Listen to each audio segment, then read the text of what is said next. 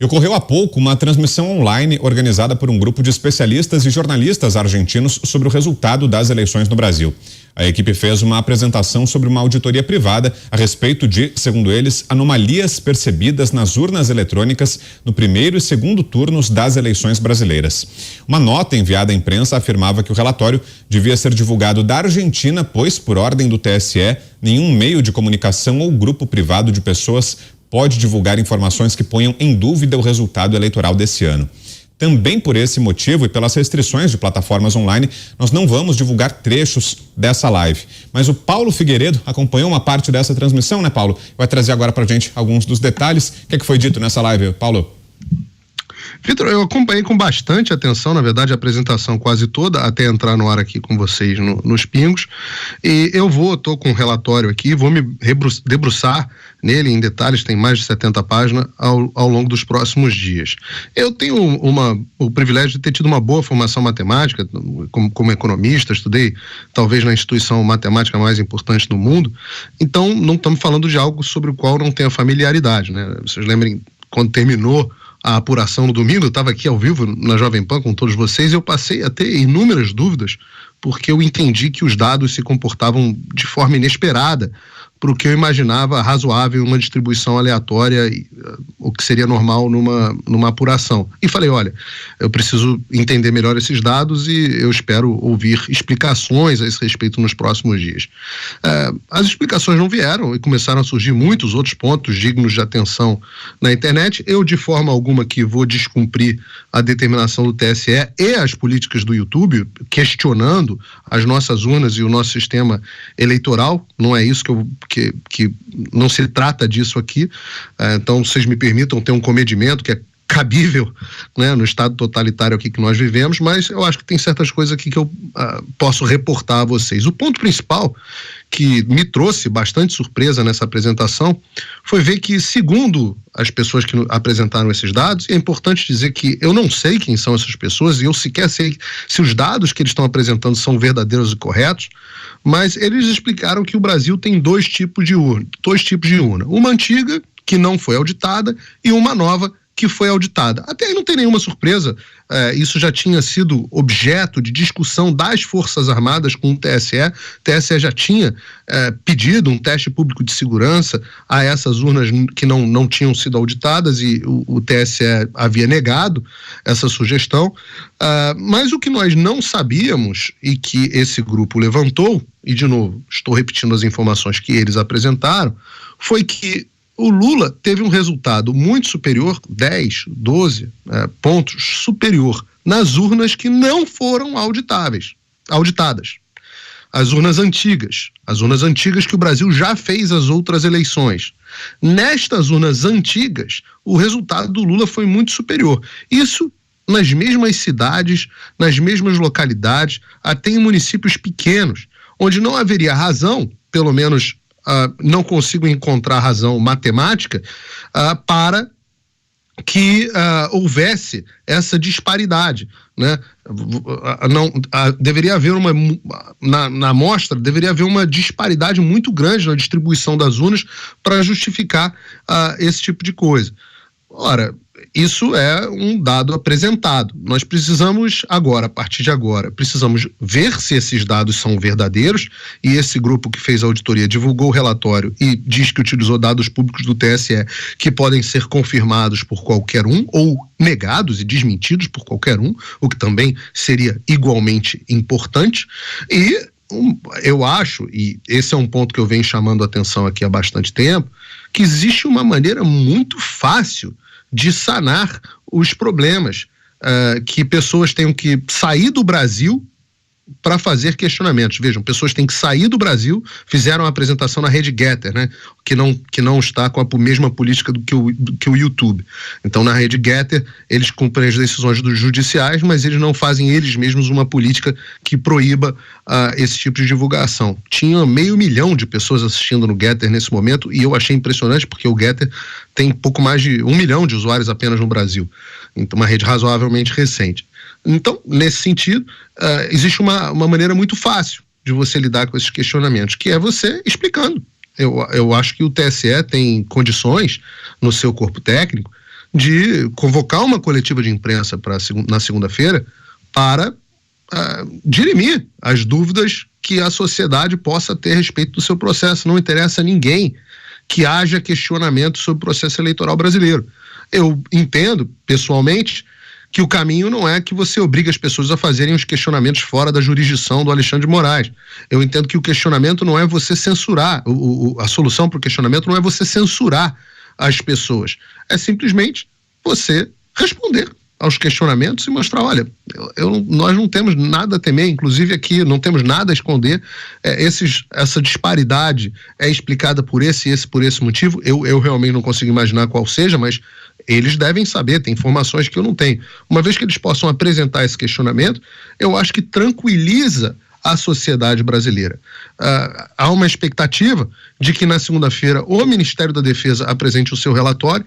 Ao que eu pude apurar até agora, o relatório do Ministério da Defesa apresenta inconsistências, na opinião do Ministério da Defesa, muito similares, além de outras, de novo, apenas rumores que eu apurei das pessoas que tiveram acesso ao relatório, não tenho como confirmar. Vamos descobrir na segunda-feira.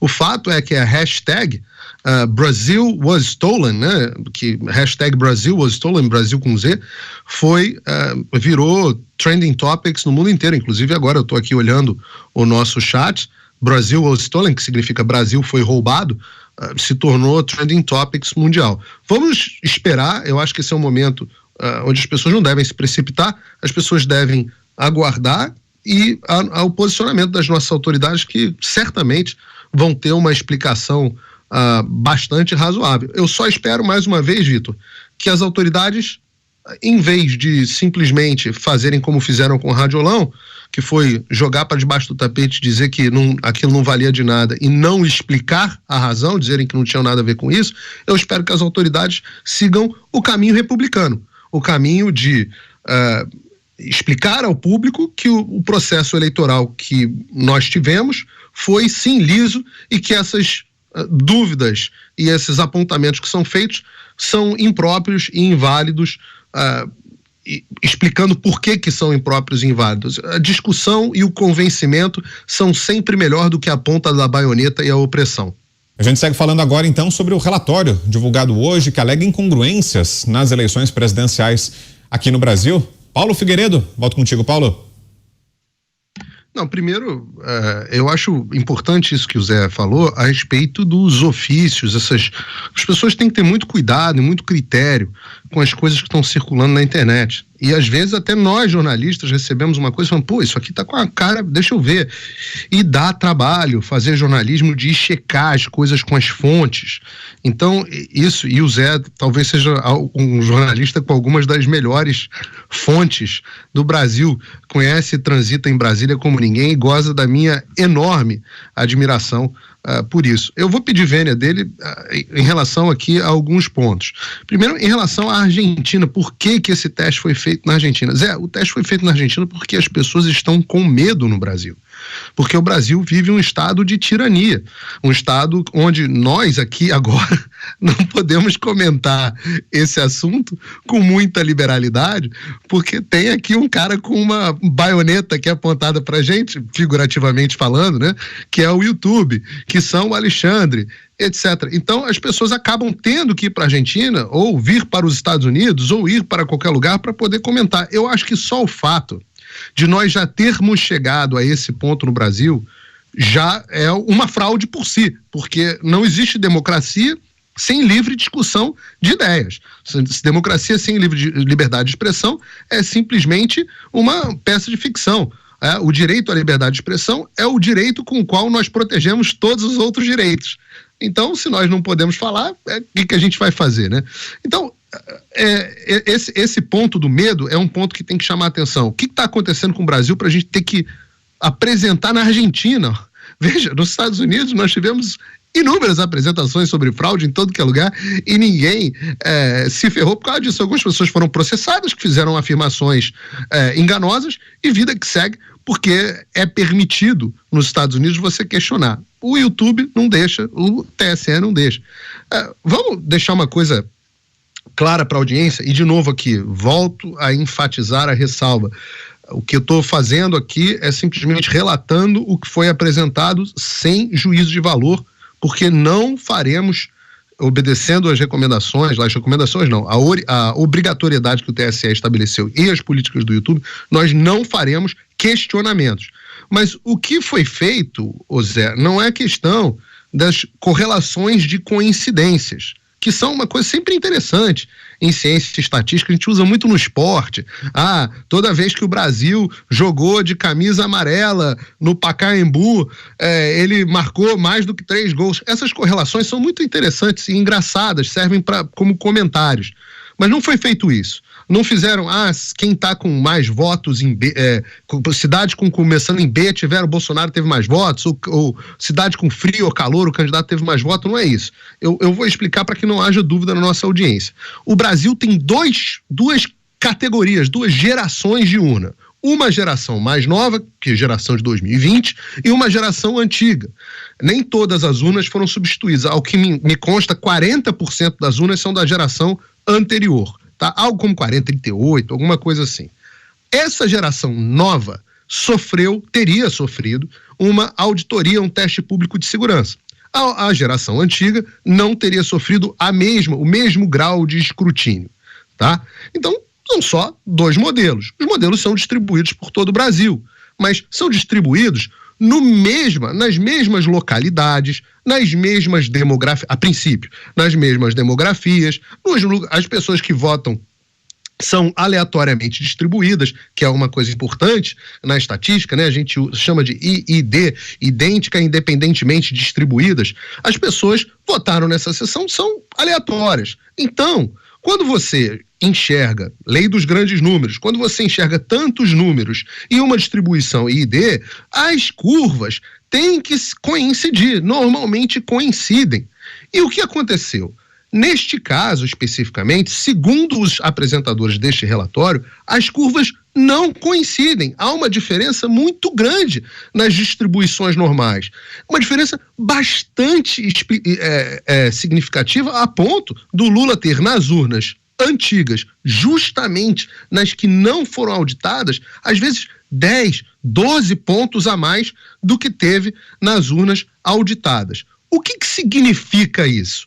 A princípio, nada. Por quê? Porque nós não sabemos se esses números apresentados são verdadeiros. Essa é a primeira coisa. Nós não sabemos quem são essas pessoas e se esses números são verdadeiros. A parte boa do que você falou, Zé, é o seguinte: qualquer um pode entrar no site do TSE e baixar os dados e fazer a checagem, não é? Só que não. O site do TSE, depois dessa apresentação, foi tirado do ar ou caiu do ar. E os números não estão mais lá para a gente poder checar. E, olha, eu quero crer, eu sou uma pessoa do bem, eu acho, procuro acreditar na bondade das pessoas, eu quero crer que o site caiu porque tanta gente quis acessar que o site do TSE caiu. Eu sei que parece um pouco estranho, o site do TSE, que é tão bom em tecnologia, que criou o sistema mais inviolável do planeta, que ninguém sequer pode questionar, e eles não conseguem manter o site deles no ar. Mas eu acho que o site deles caiu, eles não tirariam o acesso da população. A única coisa que eu peço, muitas coisas eu peço, mas uma coisa importante que eu peço aos técnicos do TSE é que trabalhem agora dia e noite para resolverem essas questões, porque não adianta, as pessoas estão com questionamento, então não ajuda que no momento onde as pessoas fazem um questionamento que gerou estranheza a uma parte da sociedade a ponto da hashtag Brazil was stolen ter virado trending topics mundial, não ajuda que o sistema do TSE tenha caído. Então, pela lisura das eleições, pela transparência, pelo Estado Democrático de Direito, para garantir a credibilidade do nosso sistema, eu peço aos técnicos do TSE que trabalhem dia e noite para restabelecer, para que todos tenham acesso aos dados, aqueles mesmos dados que estavam no ar até agora há pouco, para que todos tenham acesso a esses dados e possam fazer essas checagens e desmentir se for mentira, porque o que a gente mais quer é que ofícios falsos, estudos falsos, todos esses tipos de coisas sejam categoricamente desmentidos para que o brasileiro possa ter, sim, o máximo de confiança no seu sistema.